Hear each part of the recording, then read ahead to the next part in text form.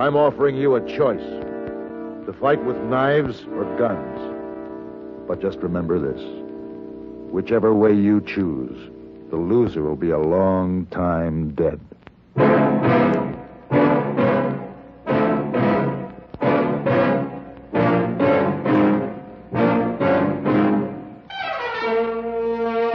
Have Gun, Will Travel. Starring Mr. John Dehner as Paladin. San Francisco, 1875. The Carlton Hotel, headquarters of a man called Paladin.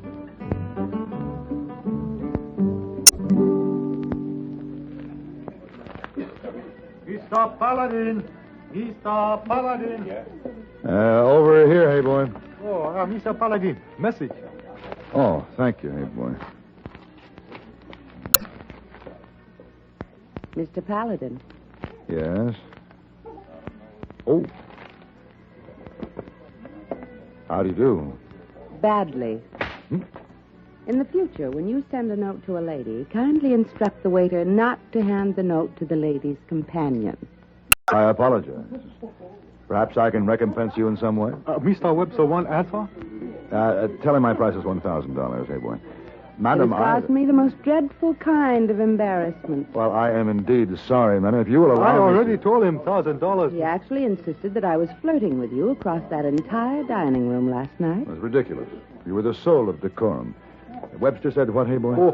He turned red like a stove, but he said he'd pay. Oh, good. He forbade me to ever communicate with you again. That's bad. The gentleman is your husband? Certainly not. Well, that's good. But we'll have to show him, you and I, that absolutely nothing occurred to cause him to act this way. Of course. What time may I pick you up for dinner? 8 o'clock. Always a good hour. Until then. Oh, boy. What I tell Miss Webster? Oh, tell him I'll find out why 3 of his riders have been waylaid on open rangeland, and I'll do what I can for him. Oh, yes, I have gun will travel? Exactly.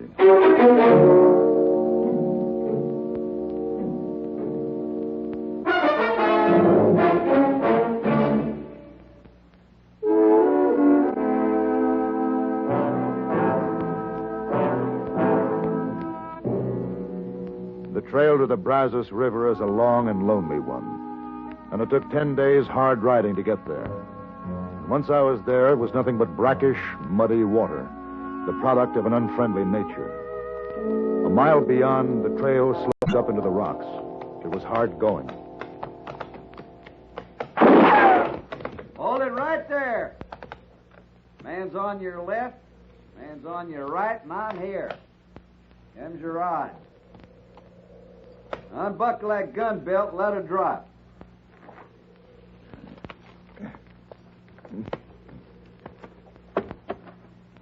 Climb down. Now, don't wiggle a hair.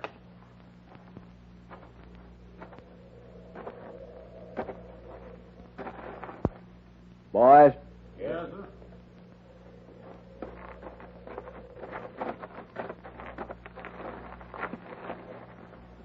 You stand behind him, Pete. Yes, sir. Mister, can you see that sign? Yeah. Then read it. Closed range, keep out, O'Banion Ranch. You crossed. This is open range according to the map. According to me, it's open when I say it's open. You boys can have his clothes and horse. I'll just take a gun. He's got a derringer. Get him, Pete.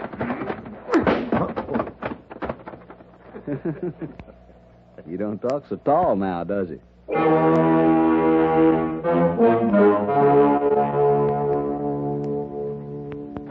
One of you ought to be able to split wood and fetch water. We take orders from Cyrus Cookie. Good morning. Is this the O'Banion Ranch? Well, I declare. Look at the wind blew in. I have some business with whoever owns this ranch. Move on, fella. Next ranch is 20 miles. No handouts here. I want to see the owner. Maybe we ought to let him see the owner if he takes a bath first. Owner here's kind of persnickety about dirt. Water trough, feet, grab hold.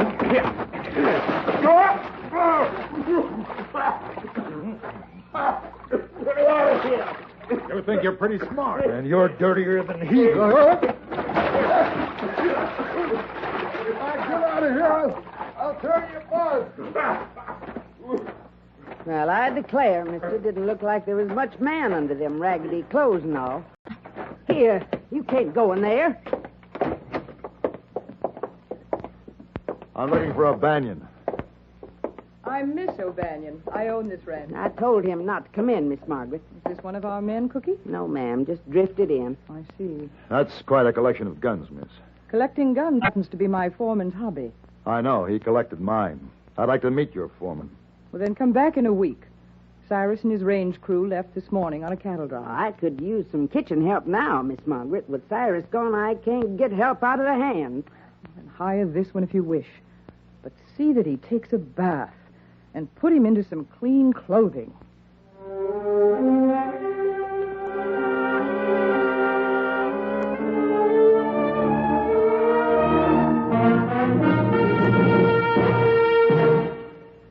Say, let me put a question to you. How much do you appreciate the things that make life just a little easier? Like living any place you've a mind to. Now, according to our Constitution, if we don't like where we live, we can move to any other state we want to. All we have to do is hop in our car or take a train or a plane, and off we go. And when we get where we're going, there's plenty of stores and shops and tradesmen to help us in our new home. But let's go back a spell to 1790 and see what happened then when folks got the urge to move. If you were living back then, you'd maybe pick up a copy of the Providence Gazette, and you read an article called Advice to American Farmers. It tells all about moving out west, which is western Pennsylvania and Ohio in 1790. It says if you're moving, you'd better take along some apple, peach, and garden seeds, a kettle for boiling, maple sap, and, of course, a gun and plenty of ammunition. You should also have a Bible. Other folks moving west in 1790 took along maple saplings to plant, or homemade tools they could use to build boats when they got there. Boats were about as important as horses in 1790. Most of the towns were built inside a fort, since the Indians didn't especially like all this pioneering that was going on, and guns and ammunition were worked overtime. And Indians weren't the only ones who gave folks trouble. There was plenty of bear and wolves and other wild animals to keep folks on their toes. But somehow, in spite of all the fuss and bother of moving into a new community, folks in 1790 didn't complain. They just kept working and fighting, so living would be easier in the future. The future you're now protecting.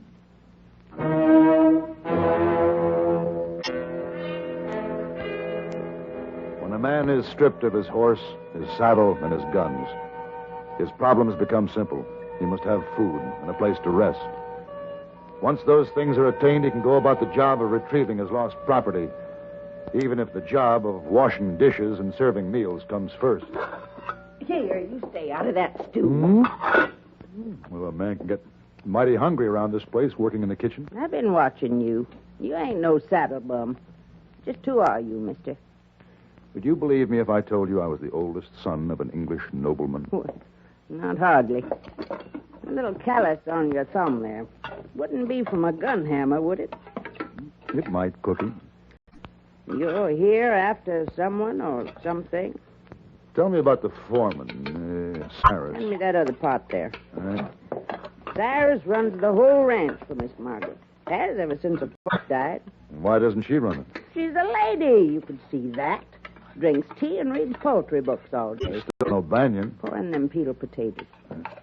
You know, Cookie, puzzles me. This kind of range should support thousands of head of cattle. On my way here, I didn't see 20 steers. Well, maybe you didn't look good. Cyrus does a good job for Miss Margaret. She don't have to turn a finger. Pretty hard thing not to turn on a ranch this size, even if you are the owner and a lady. Would you want somebody like her out there mixing with this ranching crowd? Like Jake and them others sitting outside now waiting to pay you back for dumping them in the trough? Or is somebody like her better off inside with her tea and poetry? Nothing wrong with tea and poetry, Cookie, but it's not a substitute for living. You carry your tray into her now. All right. And you be polite, you hear? All right.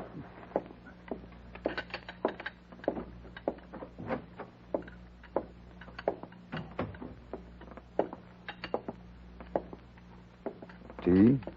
Thank you. Will you pour, please? 1 lump or 2. One, please.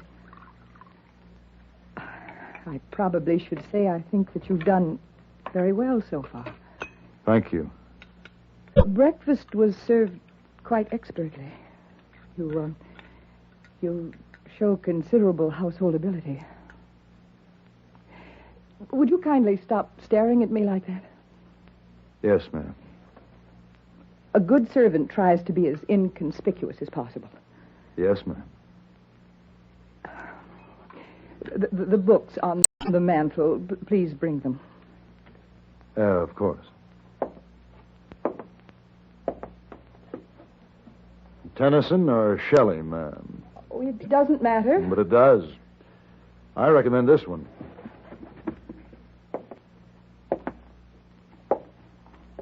Shakespeare. Oh, I think he's very common. In certain passages, maybe.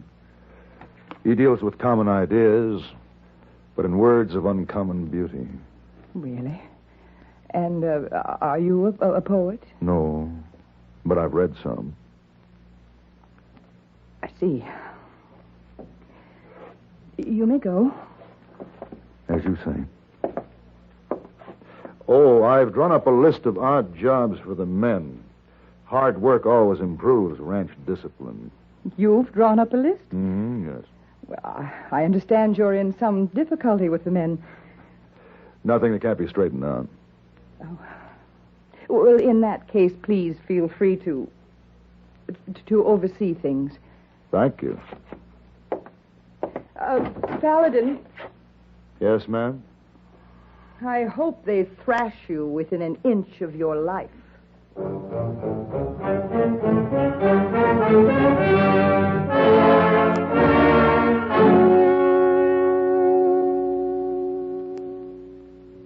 We'll be back to our show in just a minute, but first, this message. You know, our servicemen overseas have a wonderful opportunity to observe new customs and traditions. They find, too, that these ideas aren't so strange after all. For instance, take this business of tattooing. On some of the islands of the Pacific, the natives adorn themselves with tattoo marks indicating the group they belong to or the gods they worship. Among the Brahmins and Mohammedans, a tattoo is used as a mark of caste, although the caste system is rapidly disappearing. In Japan, skilled artists create truly beautiful designs using the human body instead of a canvas. Well, all this might sound strange, but tattooing is not unknown in our culture. However, as some of our servicemen have observed, it's a little embarrassing when a fellow with a tattoo that reads John Loves Mary takes as a wife a girl with the name of Josephine. Or the young man with a beautiful anchor on his chest finds himself in the Army or the Air Force. From another standpoint, beauty marks worn by some women of Western civilization are nothing more than a form of tattoo. And the same thing is true about other customs and traditions of all countries. The way of doing things may be different, but the ideals are the same. These customs are important to the people who follow them. And our servicemen are helping to maintain goodwill by observing the customs of other people in other lands.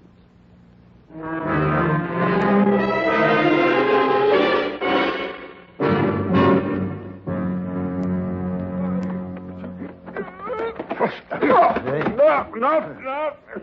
Any of you others want to take it up? Not me. But all of you can get to work for a change. You.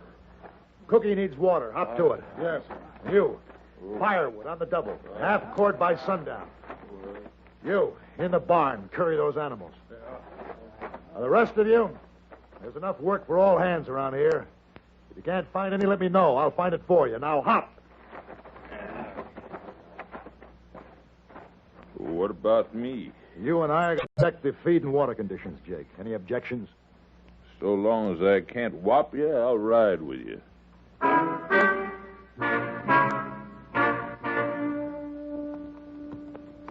Well, that's about the size of her. What do you think? Lots of grass. Plenty of water. Everything but cattle. Does Miss O'Banion know there's not even breeding stock left out here? She knows what Cyrus tells her. No more. Oh. Go on. He even makes sure we don't get visitors through here poking around, asking the kind of questions you're asking. I'm sure of that. Does he keep any sort of records? Feed bills, ledger book in the barn. If you're going to buck Cyrus and his range crew, don't count on much help. Well, I'm going to count on you for one thing, Jake. Those books. I want to look them over. Now, wait. Miss Margaret. What's she doing out here? Ain't seen her on horseback since she went away to that fancy school. Go on back, Jake. I'll be right along. Yeah, sure. You go.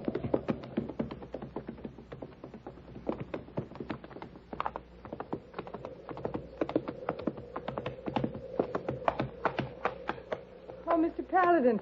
Oh, I'm glad you happened along. My saddle seems I didn't happen along. What? You knew I was riding out here. You circled ahead to this point, then you dismounted, loosened the cinch here. Dare you speak to me that way? Well, it's time somebody spoke to you some way. What are you talking about? You. Now, this is the first time you've ridden your own ranch. I've never seen you look prettier. Even the breeches are becoming. A gentleman would never... You know, you ride very well. I suspect when your parents' backs were turned, you used to slide out the window and pick out a horse and ride bareback. Well, what if I did? And between embroidery practice and elocution lessons, you even dreamed about running your own ranch. Out here, that's normal for a boy or a girl. And I could run one, too. Then why don't you? Anyway, I wouldn't know where to start now. And start by being honest.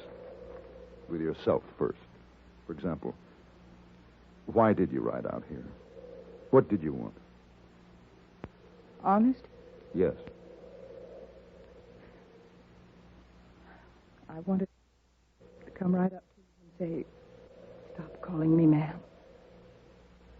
I know you're not really hired help. You have a way of upsetting me every time that you walk into the room. That might be dangerous for a lady. You said to be honest. Well, I'm a woman, too.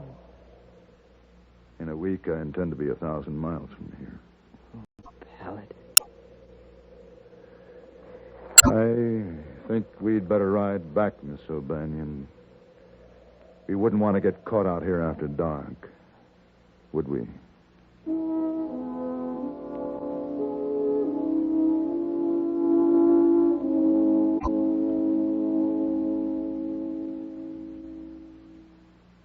On July 30th, 1619, the first representative assembly in America met in a log church in Jamestown, Virginia. The small group of men who comprised the House of Burgesses were America's first lawmakers.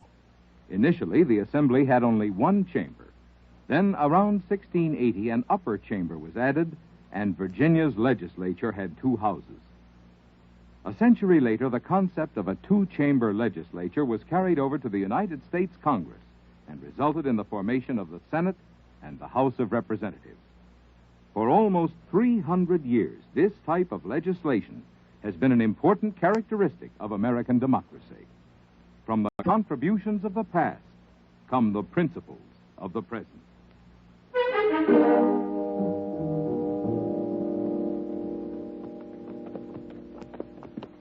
The ranch is pretty quiet.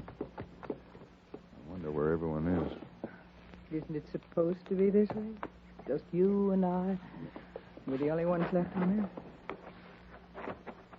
Paladin, Jake? Cyrus is back. Where? Inside. What can I do? Well, that depends on Miss O'Banion. She's the boss here. Oh, but... Are those the ranch books? Yeah. Give them to me. Maggie, you're broke. broke. Your range is stripped clean. Cyrus has the power to sign loans, and he's used it. Oh, no. What'll I do? You'll help yourself or you'll lose the place. Well, well. Cyrus. I wondered where everybody was. I see you've been going to a lot of trouble. My bucks, huh? That's right. I wouldn't worry too much about them. See, what's to worry about are these notes I hold right here. Notes? That's what I was going to tell you. Cyrus obligated this ranch to several loans. Sold your cattle, pocketed the money, and used the money to buy the loan papers back. All I have to do is demand payment. Oh, and speaking of debts, mister, don't you owe me something from our first meeting? I was coming to that. Now, wait a minute. I just collect guns. I don't use them. Now, it's your move. Fine. It's just what I wanted you to do. Watch his knife, Mr. Paladin. And now it ain't murder, is it? Just self-defense. I'm going to cut you open like a pumpkin. Hold it. The next bullet won't be wasted on the air. Put that knife down or I'll kill you, Cyrus, right where you stand. I'd do it if I were you, Cyrus. Maggie O'Banion's taking over. The knife, Cyrus. Drop it. Now, those notes, please. You can't Yes, I can. Now, get off my property. She means what she says.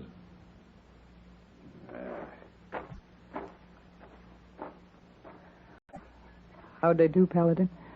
Fine, Maggie. Fine.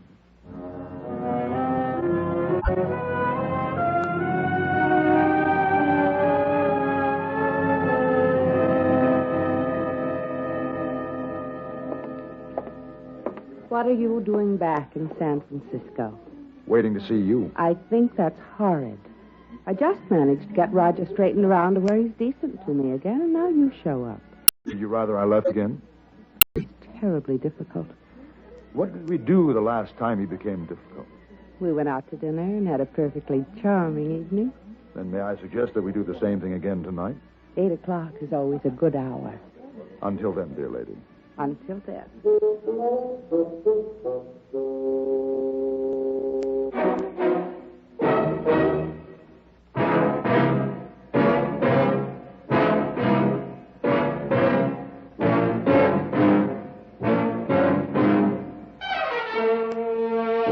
Have Gun, Will Travel. Created by Herb Meadow and Sam Rolfe, is produced and directed by Norman MacDonald and stars John Dehner as Paladin with Ben Wright as Boy. Tonight's story was written by Gene Roddenberry and adapted for radio by John Dawson. Featured in the cast were Lynn Allen, Harry Bartell, Barney Phillips, and Virginia Gregg. Hugh Douglas speaking.